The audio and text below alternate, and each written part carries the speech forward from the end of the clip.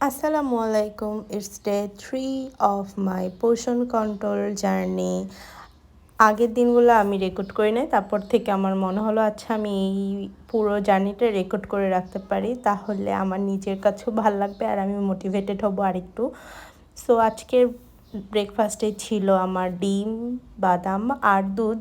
Normally সব দিন এগুলাই থাকে। আর তারপর আমি আমার টু ডু লিস্টটা বানিয়ে নিলাম, অ্যান্ড এটা আসলে খুব কাজের। আমি এখন এটা রেগুলার লিখি। আর এরপর হচ্ছে আমি একটু পিঠা বানিয়েছিলাম এবং আমি খাইনি, আমার এত পছন্দের, বাট আমি খাইনি। এটা আমি আমার ইনলসদের বাসায় নিয়ে যাব এর জন্য বানিয়েছিলাম। আর তারপর আমরা বেরো হয়ে পড়েছি।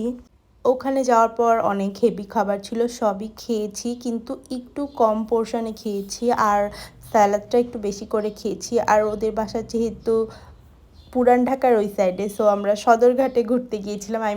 পুরান ঢাকায় অনেক হেঁটে হেঁটে এক্সপ্লোর করেছি।